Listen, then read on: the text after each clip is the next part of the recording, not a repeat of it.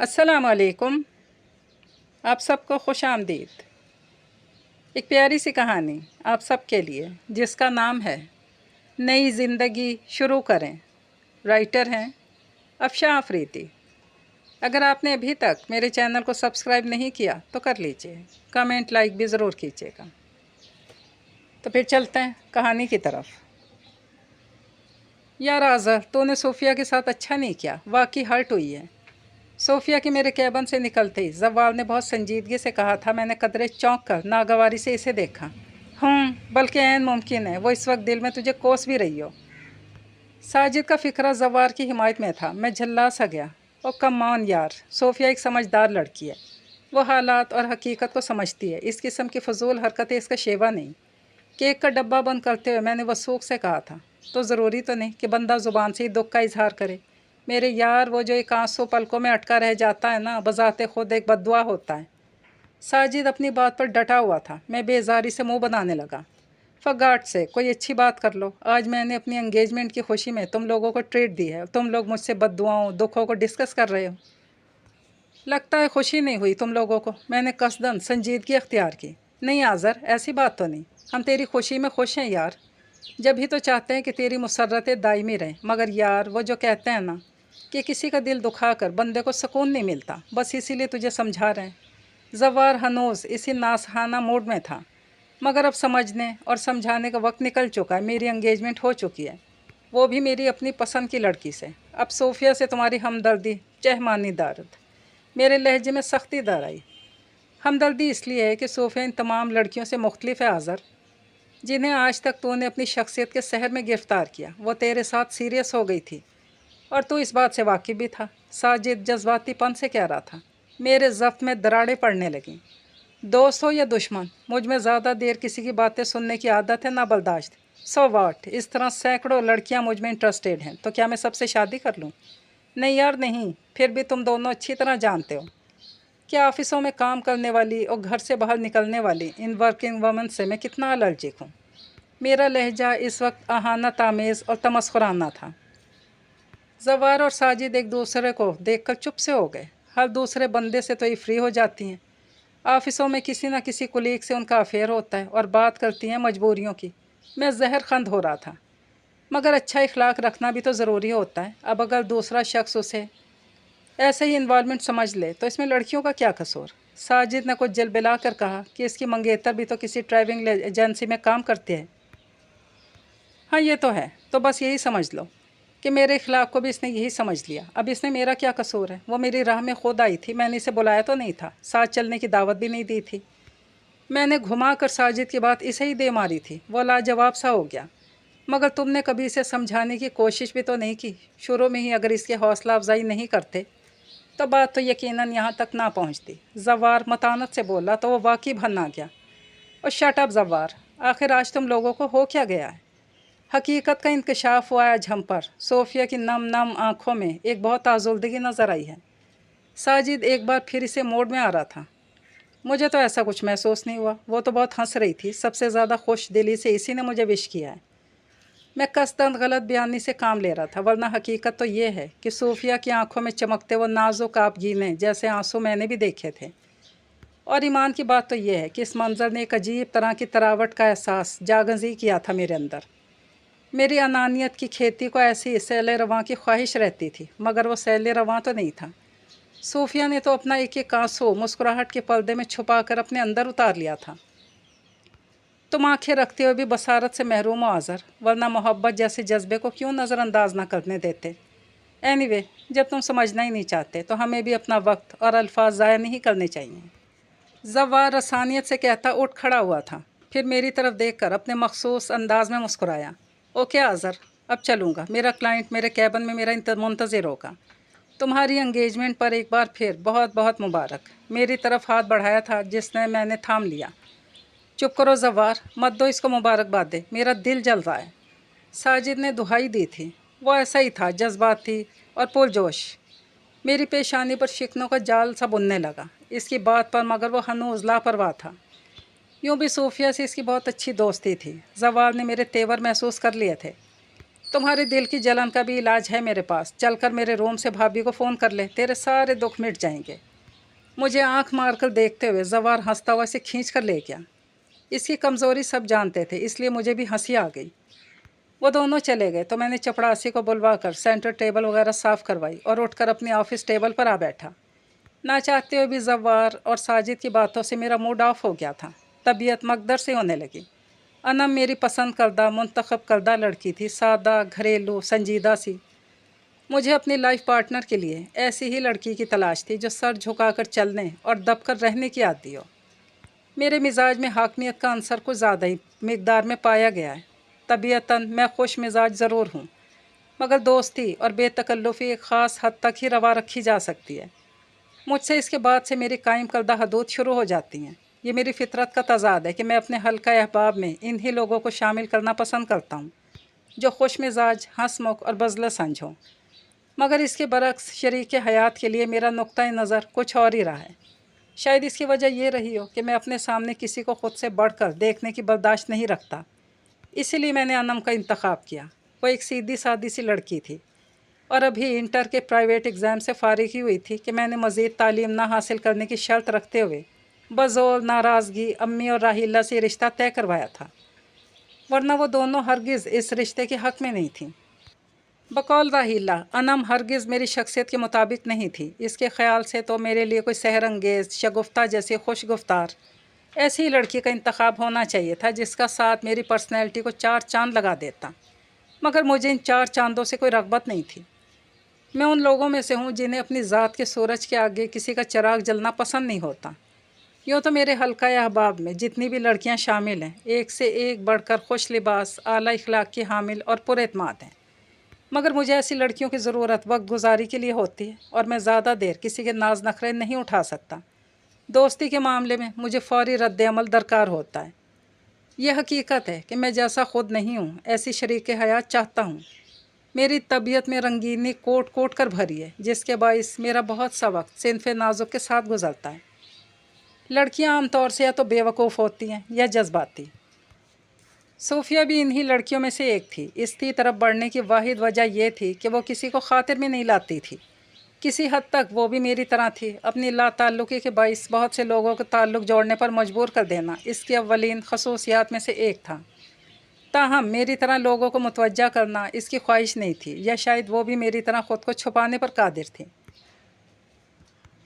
ये नहीं था कि मेरे घर वाले मेरे इस चलन से नावाकिफ़ थे, मगर वो इस सब नज़रअंदाज करने पर मजबूर थे, क्योंकि मैं खिलाफ मिजाज बातों पर बरहम होते हुए बदलिहाजी की हदों को छू जाता हूँ। यूँ भी पापा के नज़दीक ये सब तो एक मर्द के लिए जायज़ था, जबकि अम्मी के तेवर कभी कभी खफगी लिए होते, इशारे कनाइयों में मुझे समझाया भी जाता। मगर जब से मैंने शादी के लिए हामी भरी थी वो मुतमईन हो गई थी। गालबन उनके नज़दीक शादी मेरी आदतों का बेहतरीन इलाज थी। मगर जिस दिन मैंने इन्हें अपनी पसंद का खाका साफ़ लफ्ज़ों में बताया तो वो शशो पंज में पड़ गई। आम सासों के बरक्स इन्हें सीधी सादी लड़की की जगह एक पुरएतमाद बहू की ख्वाहिश थी ताकि मुझे नकेल डाल सके। ये मेरे MS करने के बाद से उन्होंने काफ़ी डॉक्टर लड़कियां देख रखी थी, मगर मेरी शर्त ने कि लड़की FA प्राइवेट ही होगी। राहिला ने मुझे समझाने की कोशिश की, मगर मैं टस से मस ना हुआ। इसी दौरान पापा हमारा साथ छोड़ गए तो ये मामला 2 साल तक अल्तवा में पड़ा रह गया। यह 2 साल का अरसा खासा मसरूफ़ गुजरा। मुझे अपने मेयार की जॉब मिल गई तो मैं दोबारा अपने फार्म में आ गया। सोफिया से मुलाकात ने मेरी ऑफिस लाइफ को और भी रंग बख्शा। वो जो किसी और के आगे ना झुके, आपके सामने टूट जाए तो फतह और जीत का कैसा सरूर बख्श एहसास दिल और दिमाग पे छाता है। जव्वार और साजिद समझने से कासिर थे, क्योंकि इनमें ऐसी कोई हिस्स ही नहीं थी। अम्मी को अकलौते बेटे की शादी का जितना अरमान था, इससे ज़्यादा ख्वाहिश आला तालीम याफ्ता बहू लाने की थी कि पूरे ख़ानदान में कोई ऐसा ना था जिसने यूनिवर्सिटी की शक्ल ना देखी हो। खुद राहिला को उन्होंने मेरे और बाबा के मना करने के बावजूद आनस करवाया था। मगर मेरा मसला कुछ और था। मुझे खालिस लड़की चाहिए थी जिसे बाहर की हवा, दुनिया की हवा ना लगी हो। राहिला मेरी बहन थी, मगर इसमें जो बला का एतमाद था वो मुझे सख्त नागवार गुजरता था, और ये बात सब अच्छी तरह जानते थे। सो सबको हथियार डालने ही पड़े और यूँ अनम से मेरी निस्बत तय हो गई।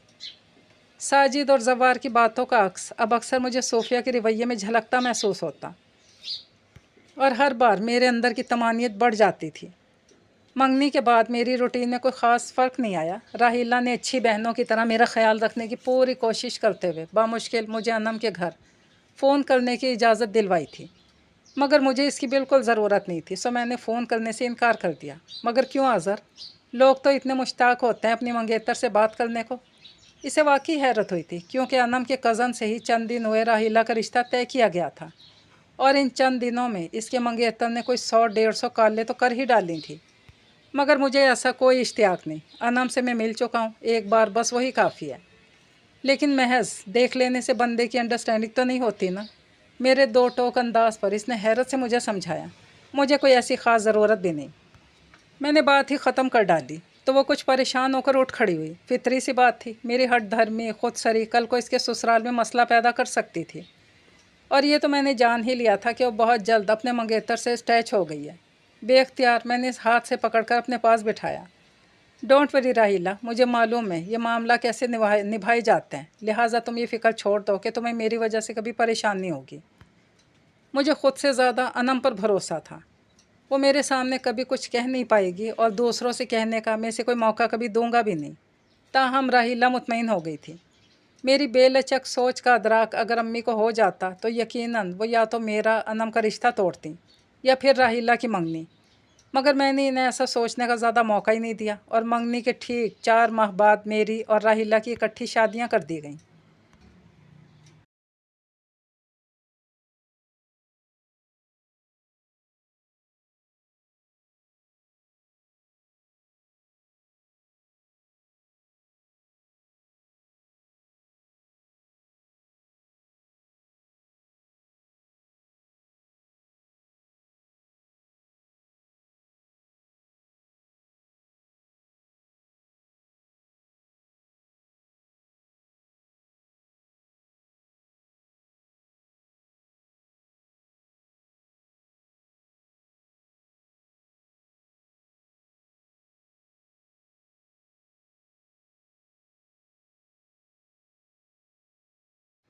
शादी के शुरू का अरसा एक दूसरे को समझने से ज़्यादा ससुराली रिश्तेदारों से मुतारफ़ होने और दावतें खाने में गुजर गया।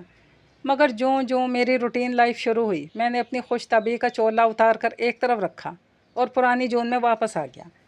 अना मेरी तवक्को से ज़्यादा कमगो और संजीदा सी लड़की थी। लिए दिए रहना इसकी आदत थी। कभी कभी अम्मी झुंझला सी जाती, मगर मुझे इसकी यही आदतें तो पसंद थी। ना वो सवाल करती, ना मैं इसे ऐसा करने देता। घर और इसके मामलात अम्मी और इसके स्पोल थे, मगर इससे बाहर निकलने की ना वो मिजाज थी, ना मैं ऐसा ज़रूरी समझता था।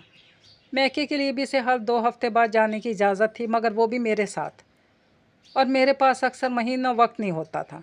राहीला अपने घर में बेहद खुश थी। मेरी और अनम की खुशगवार ज़िंदगी का असर इस पे नहीं पड़ा था, मगर मैंने बहुत पहले ही अनम को ये बावर करा दिया था कि इस घर से बाहर न इसे जाने की इजाज़त है, न मेरे और इसके मुतालिक बातों को दहलीज पार करने की, और वो ये बात बहुत अच्छी तरह जान भी गई थी।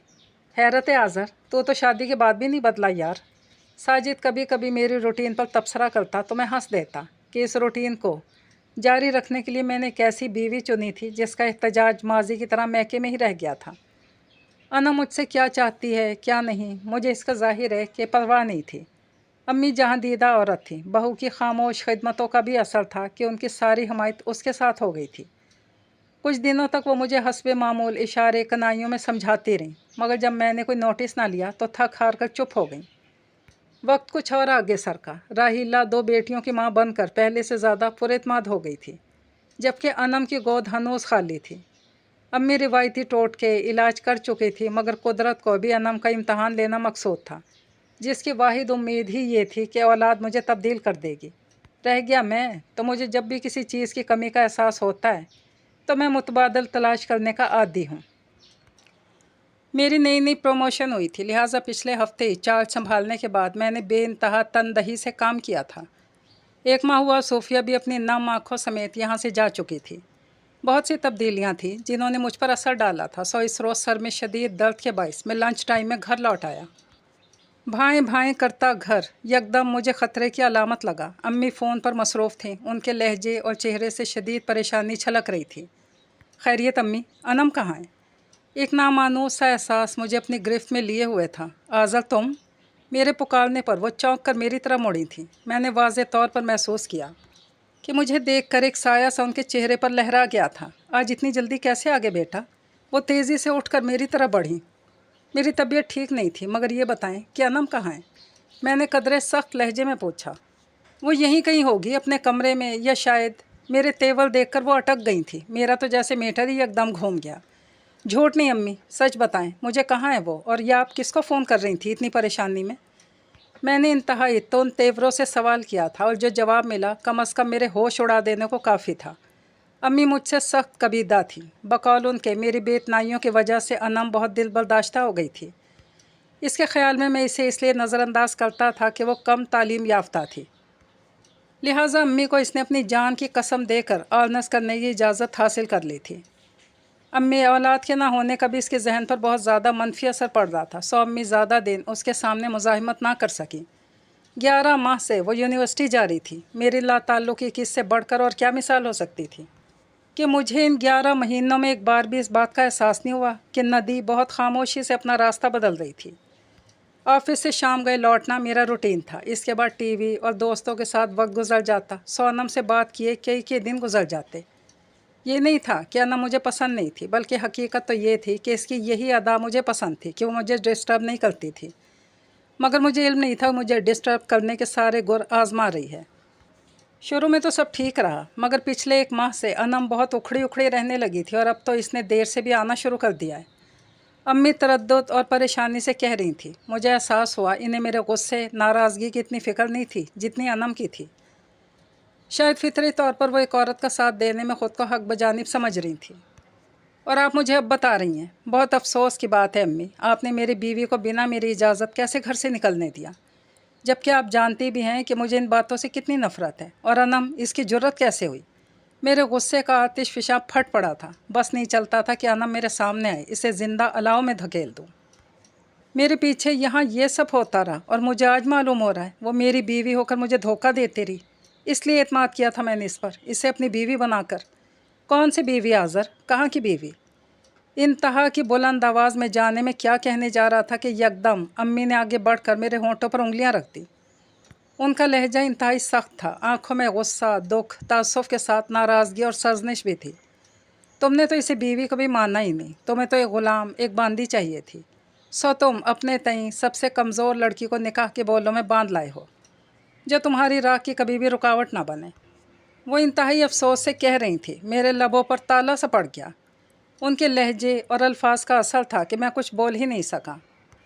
रिश्ते कैसे निभाए जाते हैं तुम क्या जानो बेटा। बीवी इंसान होती है, मोहब्बत और रफ़ाकत से इसे अपनाया जाता है। धौंस, धमकी, जबर से इसे बांधने का नतीजा आज तुम्हारे सामने है। मैंने बहुत चाहा कि तुम्हें समझाऊं, तुम्हें बताऊं कि देखो बच्ची धीरे धीरे घुलती जा रही है, मगर तुमने हर बार ये मेरा ज़ाती मामला है कहकर बात ही ख़त्म कर दी। तो फिर किस मुंह से मैं इसे रोकती, क्या कहती, किस मोहब्बत, किस रफ़ाकत का वास्ता देकर इसे समझाती कि इसके दामन में तो तुमने सिवाय कजरवी बेतनाई के कुछ डाला ही नहीं था। अम्मी का अंदाज़ बेलचक था। मेरे अंदर कहर सी जमने लगी। वो इस वक्त कहाँ है अम्मी? बावजूद कोशिश के मैं अपने फितरी तनतने को जगा ना सका, जिसे अम्मी की साफ गोई मीठी नींद सुला गई थी। कितनी देर बाद मैं कुछ कहने के काबिल हो सका था। अम्मी ने गहरी सांस भरकर तासुफ से मुझे देखा। साल्ट एंड पेपर, वो यकीनन इसी रेस्टोरेंट में अकेली नहीं गई थी। पूरे रास्ते मेरे अंदर झक्कड़ चलते रहे। गुस्सा, नफ़रत, जोश, तासुफ मेरे अंदर सर पटकता रहा। मगर जिस लम्हे में रेस्टोरेंट में दाखिल हुआ, सारा शोर एक सकूत के ज़ेरे असर आ गया। अम्मी को दी हुई राहिला की इन्फॉर्मेशन दुरुस्त थी। अनम वहीं मौजूद थी। तुम्हें हर फंक्शन में आना है अनम, कि तुम मेरी सबसे अच्छी दोस्त हो। वो जो कोई भी था बिल्कुल मेरे ही लहजे और मेरे ही अंदाज़ में अनम से कह रहा था। एक बार मैंने भी तो यही कहा था ना सोफ़िया से, जब अपनी शादी का कार्ड इसे देने गया था। और सोफ़िया की आंखों की धुंध सारे चेहरे पर फैल गई थी। मेरे कदम बेख्तियार उठे थे। अनम मेरे सामने थी, मगर वो अनम तो नहीं थी, वो तो सोफ़िया थी। धुंधली आंखों वाली नमकीन आबगीने इसकी आंखों में चमक रहे थे। बहुत से चेहरे यकदम गडमड हो गए। मैं चौंका तो इस वक्त जब अनम बिल्कुल अकेली रह गई थी। इसे यहाँ तक लाने वाला जा चुका था। इतनी धुंध थी इसकी आंखों में कि सामने का मंजर धुंधला गया था। मेरे अंदर तह दर तह थकन उतरी थी। कदम अस खुद वापस पलट आए और कार के फ्रंट डोर से टेक लगाने में मुंतज़िर था मैं अनम का, इस अनम का जिसने मुझे धोखा दिया था। اور خود اس نے بھی دھوکہ کھایا تھا. اس کی قسمت میں شاید باوفا مرد نہیں تھے. چند لمحوں میں صدیوں کی سوچ آ سمائی مجھ میں. نہ جانے کب سے حقیقت کی طرف واپسی کا سفر شروع کر دیا تھا میں نے، جو آج نپے تلے قدم پڑ رہے تھے زمین پر. انم کو اس آگ کی طرف میں نے دھکیلا ہے. اب اگر اس کا دامن جل رہا ہے تو اسے بجھانا بھی میرا ہی فرض ہے. میرے اندر کوئی ملامت کرتے ہوئے کہہ اٹھا تھا، یہ شاید ضمیر تھا میرا، جس کے زندہ ہونے کا مجھے آج پتہ چلا تھا. پھر نہ جانے کتنی دیر گزر گئی. میرے اندر عدالت لگی تھی جس نے انم کے بارے میں فیصلہ سنا دیا تھا. میں اپنی جنگ ہار گیا تھا. انم جس لمحے باہر آئی بالکل شکستہ تھی، بالکل ویسی جیسے صوفیہ میرے لفظوں سے ٹوٹ پھوٹ کر بکھر گئی تھی. اور نہ جانے کتنے وجود پامال ہوئے تھے مجھ سے. میرے اندر تواتر سے شبنم گرنے لگی. انم، وہ نہ جانے کہاں جا رہی تھی کہ میں نے بے اختیار ہو کر اسے پکار لیا. آذر آپ. وہ اپنی جگہ ساکت کھڑی تھی. جب میں نے جا کر اس کا شانہ ہلایا تھا، چلو میرے ساتھ، بدقت کہہ سکا تھا میں. اور پھر ڈھیروں آبی جگنو اس کی آنکھوں کے منڈیروں پر جگمگانے لگے تھے. پلیز ان اشکوں کو بہا دو. اپنے اندر مت اتارنا انہیں، نہیں تو یہ آنسو تمہیں سیلن زدہ کر دیں گے. ان کا بہہ جانا ہی اچھا. نہ بہے تو وہ طغیانی لائیں گے جو صدیوں سے اپنی جگہ استادہ مضبوط شجر کو جڑ سے اکھاڑ پھینکے گی. میرا وجود ایسا شجر ہی تو تھا کہ وہ نمی جو صوفیہ کی آنکھوں میں جم گئی تھی پگھل کر مجھے بہا لے گئی تھی، میرے گھر کو بہا لے گئی تھی. اس کے اشک اپنی پوروں پر اتارتے ہوئے میں نے بے حد شکستگی سے کہا تھا، یہ میری سزا تھی. سب کچھ جانتے بوجھتے مجھے انم کے ساتھ زندگی گزارنی تھی، اور یہ سزا میں نے خود چنی تھی. جو زخم میں نے دیے تھے مجھے انہی کی مسیحائی کرنی تھی، مگر یہ کانٹے اپنی انگلیوں سے چنتے ہوئے لہو بہنے لگا تھا. آذر آپ نے مجھے معاف کر دیا. وہ دوہرے شوق کی کیفیت سے نکل کر بے یقینی کے دشت میں گھر گئی تھی. پتہ نہیں معافی مجھے مانگنی چاہیے یا تمہیں، مگر بہرحال جو ہو گیا اسے بھلانے کی کوشش ہم دونوں کریں گے. مجھے یقین ہے کہ آنے والا نیا سال ہمارے لیے خوشیوں کی تمہید ہوگا. یہ جاتا ہوا دسمبر سب کچھ بدل رہا ہے. نیو ایئر، نیو سینچری، نئی صدی کا آغاز ہو رہا ہے. تو ہمیں چاہیے کہ ہم بھی آج سے اپنی نئی زندگی کا آغاز کریں. کچھ تھا میرے لفظوں میں، میری آنکھوں میں، جسے سن کر اور گہری نظروں سے میری جانب دیکھتے ہوئے انم نے پرسکون ہو کر آنکھیں موند لی تھیں، اور میرے اندر بھی کہیں دور سکون کی رمق اتر آئی تھی. یہ کہانی اپنے اختتام کو پہنچی. اللہ حافظ.